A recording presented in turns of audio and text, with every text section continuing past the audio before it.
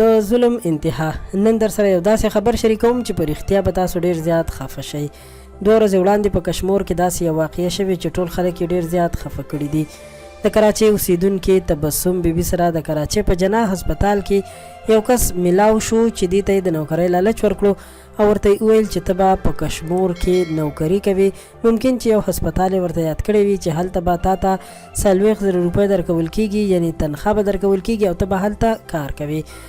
او بیا هغه ښځې د کور نه اجازه اخیستې او کشمور ته د نوکرۍ په خاطر باندې تللې ده چې د پولیسو په وینا دا مور او لور 15 ورځې بیا دغلته د دغه خلکو لخوا قید شوي وو چې دوی او ورسره به نورو ملګرو هم ورسره ناروا زیاتې کولو. خو بیا دغه ښځه په دې شرط پرېښوده چې ته ځان سره د کراچۍ نه نورې ښځې هم راوله او که ته داسې ونه کړل نو موږ به ستا لور ووژنو. چې بیا دغه ښځې د هغې نه پس پولیسو ته خبر ورکړی او پولیسو د دغه وحشیانو په کور چاپه وهلې چې د رفیق ملک په نوم یو کس یې نیولی دی او د خیرالله بوکټي په نوم بل کس تښتېدلی او ورسره یو بل کس هم و چې د هغه پیژنګلو نه کېږي، هغه هم تښتېدلی دی. د رفیق ملک په نوم باندې دغه کس ټول حال پولیسو ته ویلی دی او د خپل جرم اعتراف یې هم کړی دی. پولیس وایي چې د نورو مجرمانو تلاش هم شروع دی او ډېر ژر به ونیول شي.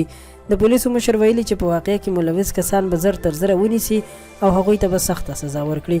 بل اړخ ته ویل کېږي چې د دغه ښځې په 4 کلنه لور باندې هم انتهایی ظلم شوی او زیاتی هم ورسره شوی چې په زیاتی سره ترې کلمه هم بهر راوتې وه او په خراب حالت کې هسپتال ته منتقل کړې شوې وه. خو اوس د هغې حالت هم ښه دی او کله چې دغه ماشومه بیا خپلې مور سره یوځای شوې نو مور یې په چغو چغو ژاړي او فریاد کوي. په پاکستان کې دا لومړی واقعه نه ده چې کېږي بلکې دا 2مه واقعه ده چې مخې ته راځي. د خلکو نه شرمخان جوړ شوي دي، نه د چا بچي محفوظ دي او نه د چا کورنۍ محفوظ ده.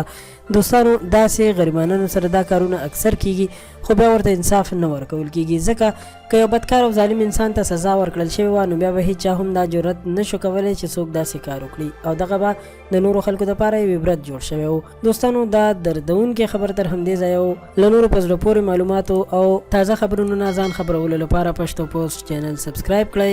ډېره ډېره مننه.